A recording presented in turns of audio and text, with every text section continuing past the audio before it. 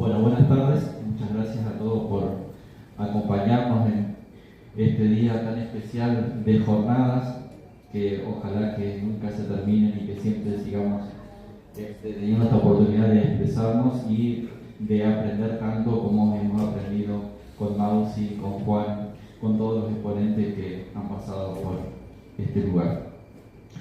En primer lugar, quiero agradecer obviamente mucho al archivo municipal, a la municipalidad, al profesor Heriberto Pesarini, al profesor Nicolás Arredondo por la invitación. Y bueno, en primer lugar quería contarles de mi motivación por la cual surge este trabajo de investigación, ya que como bien dijo Nicolás recién, yo me crié en la localidad de Clodomiro Ledesma, y siempre me interesó conocer un poco de historia, de la cual del lugar se tenía prácticamente nada, y lo poco que se sabía en algunos casos eran datos erróneos que luego con el tiempo fui descubriendo y sacando a la luz. Pero en las visitas a los archivos, ahora se puede buscar un poquito por internet, hay muchos archivos digitalizados, y que es uno de los objetivos que es mi página web, de recuperar material que muchas veces se termina perdiendo. En los archivos fui encontrando cosas que me interesaron mucho, que fue del distrito de Yeruá, como también de la colonia Yeruá. Y es así que surge este material. Y en primer lugar, una aclaración quiero hacer con respecto del distrito de Yeruá, ya que hay normalmente mucha confusión entre lo que es la colonia Yeruá y el distrito de Yeruá. Tenemos acá en el mapa, esto es el arroyo Yeruá, y al norte la colonia Yeruá, entre el arroyo Yuquerí Chico y el arroyo Yeruá. Y todo el territorio que está entre ambos arroyos, el Yeruá y el arroyo grande, o también llamado del Pedernal, es el distrito. Donde puse la flecha, esta marca es el área que pasó al departamento de San Salvador en 1995. Luego voy a hablar un poquito más al respecto. La documentación analizada: cartografías de la provincia de Entre Ríos de 1873, 1886, 1905, 1928 y 1990. Documentos varios: el Registro Cívico Nacional de la provincia de Entre Ríos de 1865 y de 1885. Los censos nacionales de 1869 y de 1895. Diferentes documentos en el Archivo Histórico Municipal, en el Provincial de Paraná y en el Archivo General de la Nación, y también en algunas bibliotecas virtuales.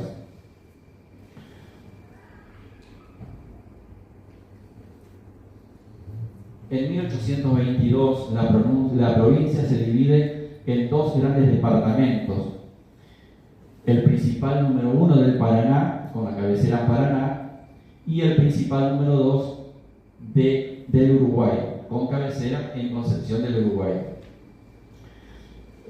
Cada uno de estos grandes departamentos, de estos dos departamentos principales, tenían 4 subdepartamentos, en el cual el distrito de Yeruá había quedado en el segundo subdepartamento del Uruguay.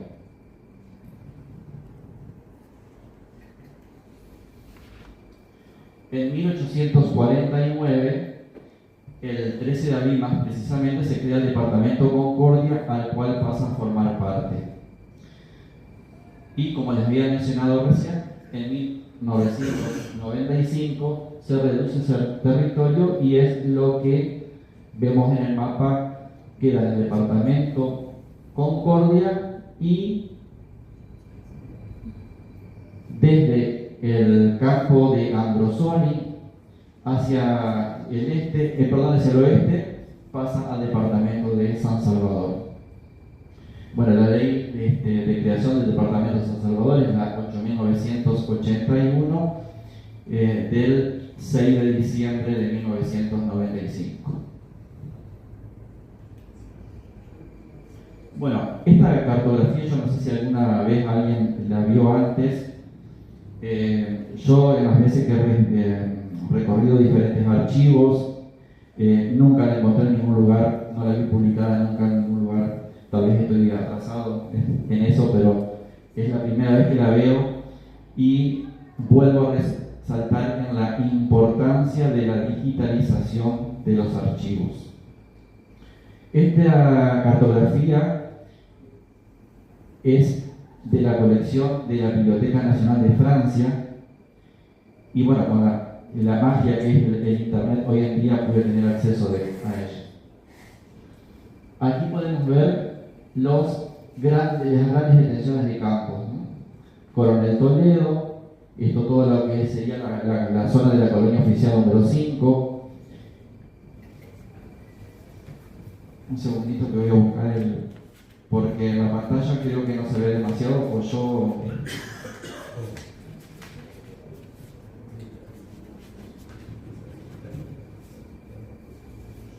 Bueno, El Salvador, Barceló, Albornoz, Ledesma, Toribio Ledesma, Damián Álvarez, Rivera, esto es lo que es la zona de Clodomiro Ledesma. General Galán, en lo que es la zona de la localidad de Pedernal, y Justo José de Urquicia en Nueva Escocia. No sé si lo mencioné a Tomás Maidana, también en la zona de Ledesma. Aparecen otros como Dracu y Albornoz, que se trata de Florencio Albornoz, también comparando con otras cartografías. Esta cartografía es del año 1886 y ya vemos que algunos de los campos se dividieron y aparecen otros nuevos propietarios. Lo que era de Galán pasa a Dougal, aparece Pacheco, Grenfield. Esta cartografía es construida por Bernardo Rigoli y Victorio C. Guzmán.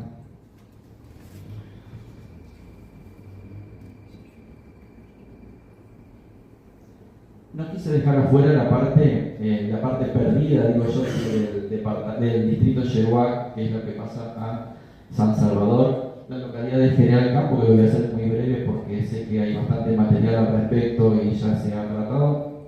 Pero General Campo en 1902 se habilita la línea de ferrocarril entre Concordia y Villaguay. El pueblo de General Campo se funda el 8 de junio de 1913 en el campo El Yeruac, que fue donado por Justa Urquiza de Campos. Justa Urquiza de Campos era una de las hijas del general Urquiza y esposa del general Luis María Campos, quien fuera ministro de Guerra de la Nación. Vemos acá la imagen. General Campos fue un centro urbano de las colonias judías de Waltermoz y Curbelo, colonizadas con inmigrantes judíos provenientes de distintas zonas del Imperio Rus. Colonia oficial número 5. El nombre Herminio J. Quirós. No lo encontré registrado prácticamente en ningún lugar, no hay mapas que lo nombren, o que la nombren, mejor dicho, a la colonia. No hay cartelería en la zona que indiquen el nombre tampoco. Tampoco he escuchado a pobladores llamados por el nombre, pero un expediente en el archivo provincial con un relevamiento 5 años después de la creación de la colonia figura su nombre. La colonia oficial se creó en 1935 en un campo que fue dividido para tal fin en 55 lotes. En realidad fueron los campos que eran de Ambrosoli y de Juan Ibarra. Estos campos estuvieron en propiedad de estas personas más o menos hasta 1928 y luego ya fueron vendidos entiendo que al gobierno provincial para esta población. Los primeros colonos fueron 50 familias, en un total de 327 personas aproximadamente, en su mayoría argentinos, 2 uruguayos, 2 italianos y un alemán. Las familias se dedicaron a diversos cultivos, a las plantaciones de frutales, cítricos, colmenas, gallinas ponedoras, vacas lecheras y de cría, cerdos, lanares, etc. En el casco de la estancia funcionaba la administración de la colonia. Hoy en día en esta muestra vista satelital podemos ver la cría de pollos y algunos galpones que han ya desaparecido, se ha reducido porque tenía unas instalaciones muy amplias.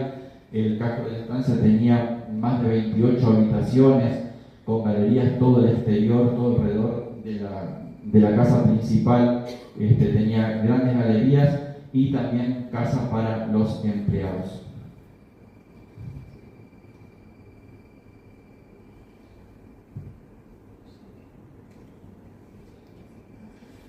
Algunos pioneros o primeros habitantes de la colonia, como les había dicho, Gualdino de Urquiza y Calvento. Recién Mausi nos hablaba de él, por eso yo tampoco, como sé que hay mucho material al respecto, no voy a extenderme en presentarles a este personaje de la historia de nuestra ciudad, que, como decía Mausi, falleció asesinado en 1870. Encontramos a Floro Nicanor Oliver, que era un comerciante uruguayo, hijo de Floro Gapito Oliver Bengoechea y nieto de un español nacido en Cartagena. Encontramos a Laureano Urroz, Pedro Subizarreta, al coronel Toledo, que si bien ha revisado las listas de las tropas de Urquiza, hay varios Toledo y no lo he podido identificar por el momento. No nos olvidemos que esto es un trabajo que está en proceso y que lleva bastante tiempo, pero seguramente que llevará mucho más aún. Juan Iribarren era nacido en 1841 en la casa Burnsella de la comuna de Aldude, que les había mencionado que era uno de los 2 propietarios de los campos donde se diagramó la colonia. En el cantón de San Etienne del Baigorri, en el departamento de los Bajos Pirineos, Francia, hacia el área del llamado País Vasco francés. Era hijo del señor Joseph Iribarren y de Marie Calbour. Como sabemos que el título de señor era otorgado a las personas de gran relevancia dentro de la sociedad en aquellas épocas. Luego tenemos a Ambrosoni. Entiendo que puede llegar a tratarse de Juan Ambrosoni, casi con certeza. Se trata de un integrante de una familia de italianos que llegaron al Uruguay en 1862 y se instalaron en la ciudad de Salta. Uno de ellos es muy reconocido en esa ciudad por su trayectoria y compromiso con el rubro de la viticultura, el ingeniero Juan Ambrosoni, que estudió en Suiza, en España y se graduó en Chile. Su padre Luigi había adquirido 12.000 hectáreas en Salto, las que dedicó a la agricultura y a la ganadería.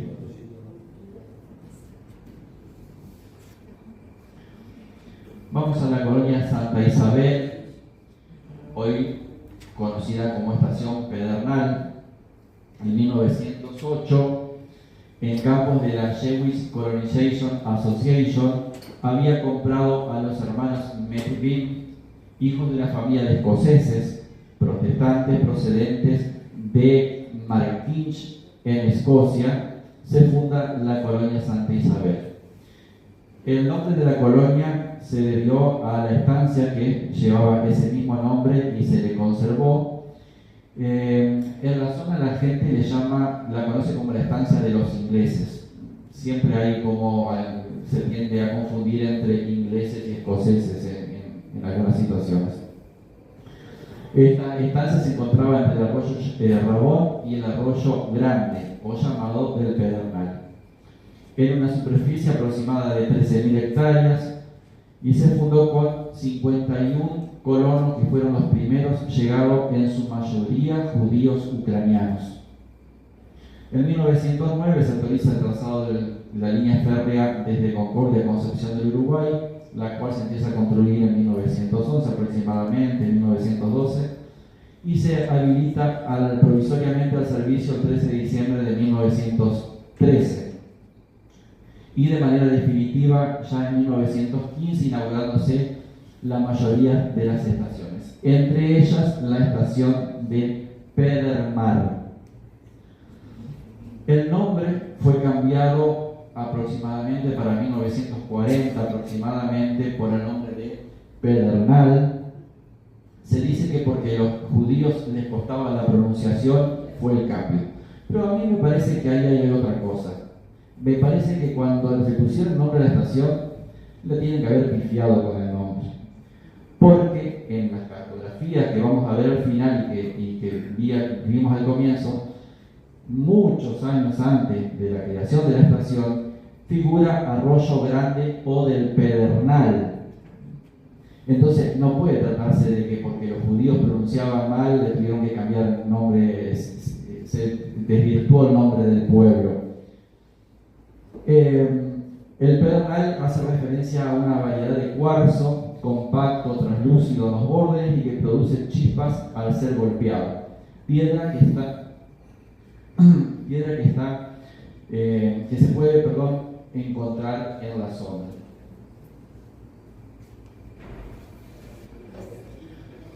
En estos campos de Pedernal, habíamos visto en una cartografía anterior que le pertenecieron al general José Miguel Galán.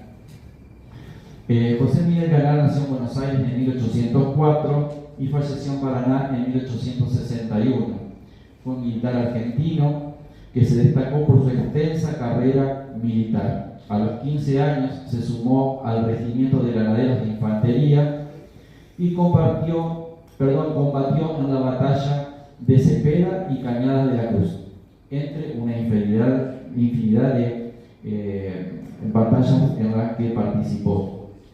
En 1860, por unos pocos meses, fue comandante militar del departamento de Concordia. José,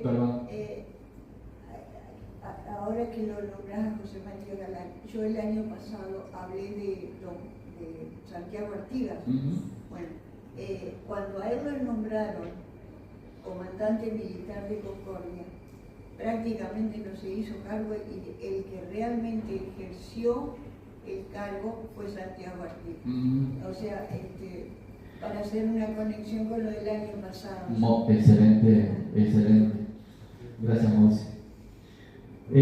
Fue diputado provincial por Paraná y en 1861 falleció en Paraná cuando la Confederación Argentina estaba desapareciendo como resultado de la batalla de Pavón. Su sepulcro en el cementerio de la Santísima Trinidad en Paraná fue declarado Monumento Histórico Nacional. Era hijo legítimo de Andrés San Pedro Galán, español nacido en Écija, Sevilla, Andalucía, y de Ana Josefa Doblas. La colonia y el pueblo de la Nueva Escocia. En 1888, el escocés Guillermo Young, que había levantado en el lugar una fábrica de cerámicas, de la cual aún se conserva la chimenea y en muy buenas condiciones, loteó y vendió en remate público su campo que había pertenecido al general Urquiza y a sus herederos hasta aproximadamente 1873. También en esos mismos campos, de dueños anteriores, fueron los señores Parque y Alfredo Greenfeld. En el caso de uno de ellos, de Alfredo, yo creo que se trata de el cónsul británico fallecido en Buenos Aires en 1900, Alfredo Greenfeld. Después aparecen también Juan Taylor y Wenceslao Pacheco en la zona sur de Nueva Escocia sobre el arroyo Rabón. En el año 1905, grupos de vecinos encabezados por Y ahora que nombra ese tour, para ubicarlos, para los que conocen Nueva Escocia, la chimenea esta se encuentra a la salida del camping, que enfrente está el almacén de Setur, que es una familia también muy conocida y son, se los puede considerar uno de los pioneros de Nueva Escocia también, y que han contribuido mucho a la relevancia del pueblo, a la construcción de lo que fue el pueblo. Y a la izquierda, casi frente al almacén, se encuentra la chimenea. Le decía que un grupo de vecinos encabezados por Alejo Setur se dirigen al ministro de Gobierno de la provincia solicitándose que se aprueben los planos. En 1905, los planos que se habían presentado en 1888 aún no habían sido aprobados. También les plantean su disconformidad, su molestia, porque había algunos vecinos que habían comprado varias parcelas y las habían alambrado, eliminando así muchísimas de las calles y también impidiendo el arribo al arroyo, al recurso que era el agua dulce de los arroyos. Estos vecinos cuestionados eran Federico Hopper, Urbano de la Fuente y Juan Salduna. El problema se insistió por muchísimo tiempo y con aparente solución ninguna, porque hasta el día de hoy podemos ver en Nueva Escocia muy poquitas calles en la colonia, y ojo que es un problema que ha ocurrido en la mayoría de las colonias que fueron loteadas. Los lotes se fueron comprando, no sé, una persona compró 10 lotes, los alambró los 10 y las calles que estaban en el interior desaparecen. Y son dueños de también las calles. Les nombraba a Guillermo Jans, el fundador y uno de sus pioneros. Era el mayor de al menos 6 hijos del matrimonio entre David Jan y de Jane Jan Robertson. Nacido aproximadamente en 1821 en Aberdeen, en Escocia, casado con Frances Marie Roland en 1839 en Bromley, Inglaterra. Del matrimonio nacieron 7 hijos, de ellos Stewart, nacido en Escocia en 1847 y fallecido en Villa White en 1885. Por lo que puede ver, solamente de este único de los Jan hay aún en la zona de Gualeguaychú y Nogoyá, y tal vez en Villa White descendientes, pero sí seguro en Gualeguaychú y Nogoyá. Hay una colonia al sur de Nueva Escocia, vemos acá el trazado urbano de Nueva Escocia, y esta colonia es lo que actualmente es la estancia La Tigra. Esta colonia centenario, aproximadamente fundada en 1910, no aparece por ningún lado. Solamente la tengo de algunos pobladores que entrevisté hace muchos años y que ya varios de ellos no están. Fue una colonia que al poco tiempo se fueron desmembrando, la gente se fue yendo, fue vendiendo sus lotes, y esta empresa, la estancia La Tigra, absorbió todos esos campos, por eso también desaparecieron todas las calles. Hay nada más que una sola calle que ingresa hasta el casco de la estancia, y eso es todo lo que quedó de todas las calles de la colonia.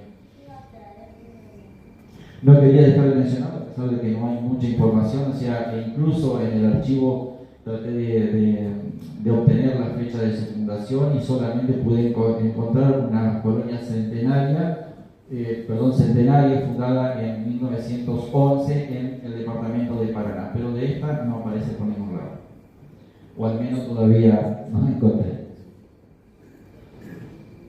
Bueno, voy a Ledesma. Esta cartografía es de 1865, donde podemos ver la posta Ledesma sobre el arroyo Yeruá, 1865.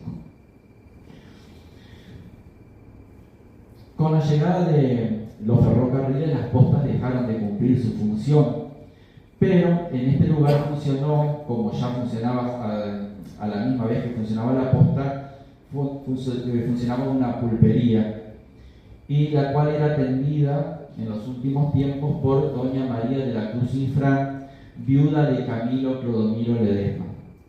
Camilo Clodomiro Ledesma era hijo de Toribio Ledesma, que había llegado poco antes de la fundación de Concordia al distrito de Yeguá, trayendo tropas para Urquiza. Con la llegada del ferrocarril entre Concordia y Concepción del Uruguay, como ya lo había mencionado en el caso de Pedernal, don Domingo Clodomiro Ledesma, viendo que el ferrocarril pasaba por dentro de su campo sin brindarle ningún tipo de beneficio, y también estando en una situación problemática, diríamos, porque ellos estaban encerrados entre el arroyo Rabón y el arroyo Grande, si se quiere también, pero lo aislaba desde Pedernal, por ejemplo, de la estación de Pedernal, el arroyo Rabón, y de la estación de Calabacilla, el arroyo Yeguá. En aquellas épocas los puentes eran bastante pequeños y en cualquier crecida quedaban totalmente aislados, sin poder sacar la producción, sin poder sacar sobre todo la hacienda, que era lo que le caracterizaba a las estancias de los campos de la zona. Se propone financiar la construcción de la estación, incluso costea los gastos, o sea que no solamente que lotea el campo para crear el pueblo y la colonia, sino que también de su propio bolsillo costea los gastos para la construcción de la estación. El general Harrison lo había remarcado como un caso raro y único, ya que se conocen innumerables propietarios a lo largo del país que lotearon sus campos para el levantamiento de los pueblos y las estaciones, pero nunca ninguno había puesto el dinero para la construcción de la misma.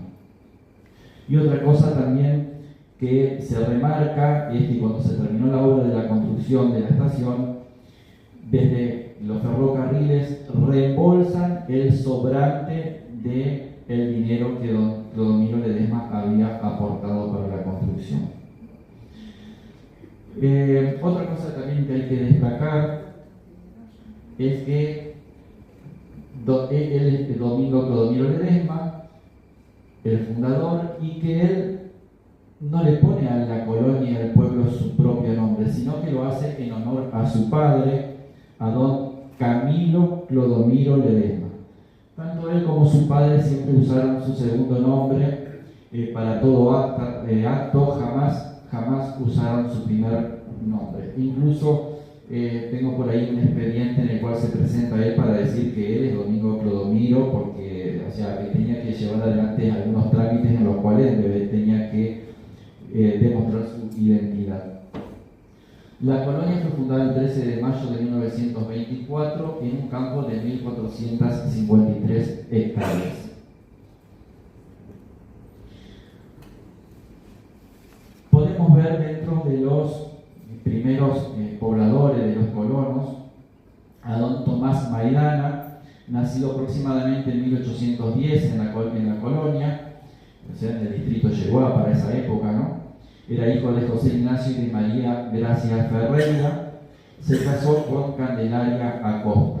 Este matrimonio tuvo un solo hijo llamado Damián Maidana, del cual don Tomasito Carricarte, un señor que nació en el pueblo, en la colonia, y falleció ya hace varios años en Trelew, en el sur de la ciudad del país, perdón, me hizo llegar unos apuntes que él tenía, que él iba recordando de las conversaciones con la gente del pago, con su padre, sobre todo, que tenía muy buena memoria y que había vivido también muchísimos años y le interesaba mucho la historia.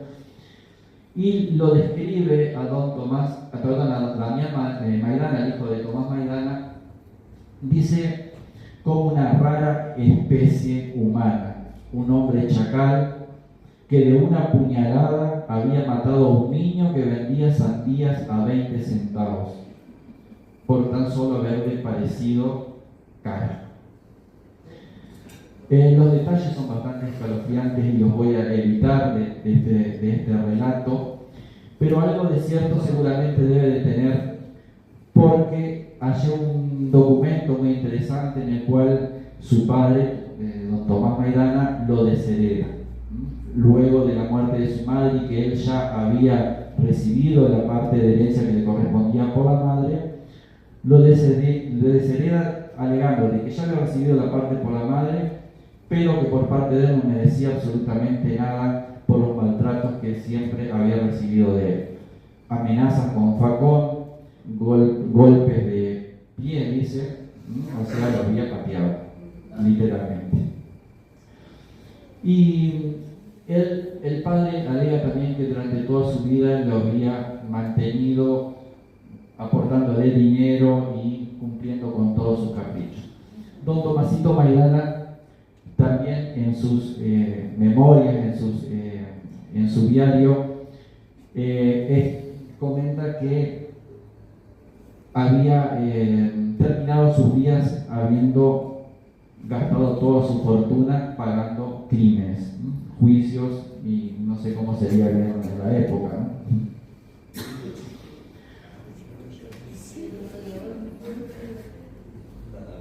Perdón. También encontramos a José Cipriano Pelayo, estanciero, que poseía campos a orillas del arroyo Yeruá, muy pegados a los campos de Clodomiro Ledesma, nacido en 1835, hijo de Marcelino Pelayo y de María Leonora del Valle. Era casado con Rosario Navajas, hija de José María Navajas, español, y Visitación Albornoz, argentina. También encontramos en el distrito a Melitón Pelayo, si bien no encuentro en su genealogía ningún vínculo, aparentemente llevaba nada más que el mismo apellido. Melitón Pelayo nació en 1824 en Concordia, era hijo de Ángel Pelayo y de Hilaria Benítez. Ambos tenían 15 uno y 16 años el otro cuando nació Melitón Pelayo. Una pareja muy jovencita. Tuvo al menos 3 hijos y murió en 1892. En la lista efectuada, en la lista de revista efectuada después de Montecaseros en el año 1852, se encuentra entre la lista de soldados del ejército entrerriano, fuerzas al mando del general Manuel Antonio Urdinarrey. En esa misma lista también aparece el teniente primero don Toribio Ledesma. En una publicación que hizo el profesor Heriberto Pesalini, Batalla de Arroyo Grande, relata una visita efectuada con motivo del aniversario de la batalla en 1889, el 6 de diciembre. Se reunieron con algunos protagonistas, entre ellos estaba Melitón Pelayo, actuante, dice, en el bando federal con el grado de alférez. Después también tenemos a José Álvarez y Venancia Almada, que Venancia Almada fue la esposa de Toribio Ledesma luego de haber quedado viuda. Ella había quedado viuda con muchísimos hijos y se casa con Toribio Ledesma.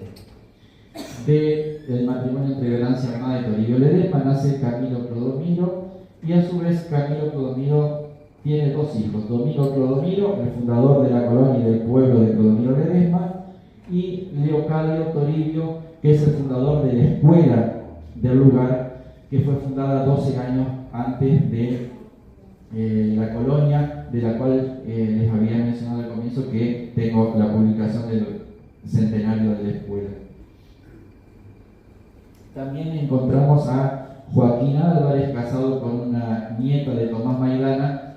Joaquín Álvarez era hijo de inmigrantes españoles y al inicio, antes de la fundación de la colonia, él ya era el alcalde del distrito y pasó después a ser también el alcalde del pueblo por bastante tiempo.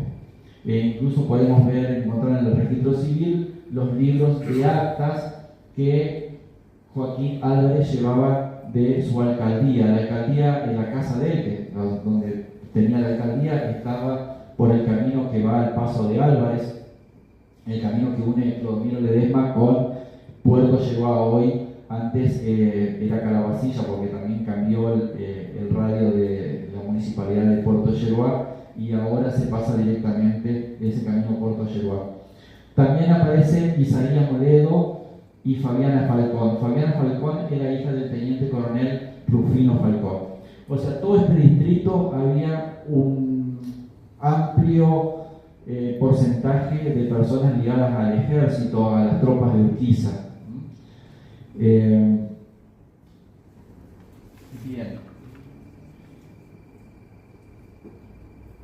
Estos mapas nos permiten detenernos a reflexionar sobre la información de nuestros campos y colonias en general. Este que les había mostrado de 1865, 1873, 1886, 1905, 1928 y aproximadamente 1990. Como verán, los campos se fueron dividiendo, fraccionando, hasta entrado 1990, donde empieza una regresión.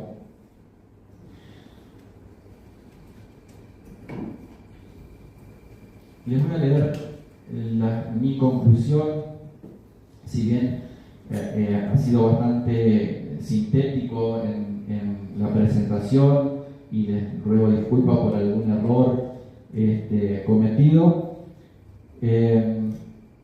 Si bien en este trabajo he querido rescatar la evolución del territorio, del distrito y el trabajo de su gente, me pareció interesante hacer una reflexión. En resumen, esta investigación sobre la evolución de los campos en el distrito Yeguá ha revelado un ciclo histórico fascinante.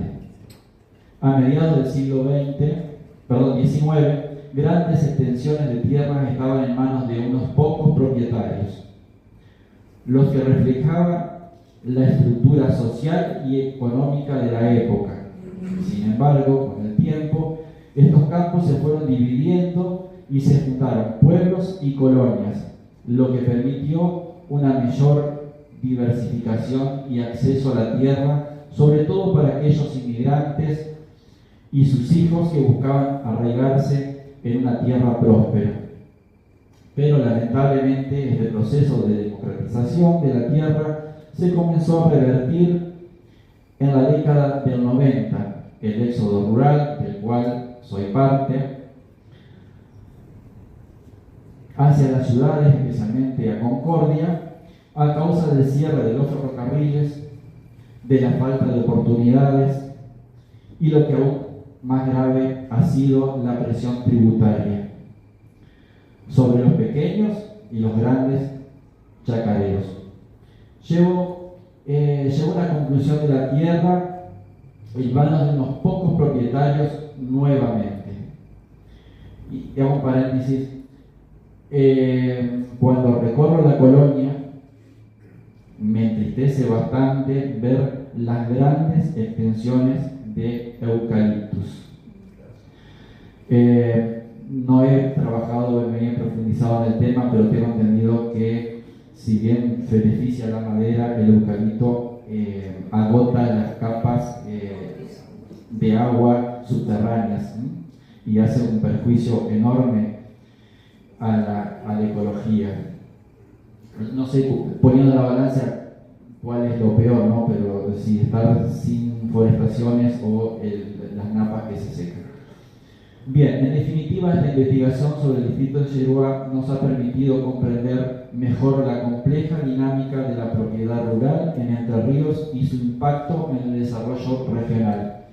Espero que este humilde trabajo contribuya a la reflexión y al debate sobre la política agraria y territorial en nuestra provincia y en nuestro país.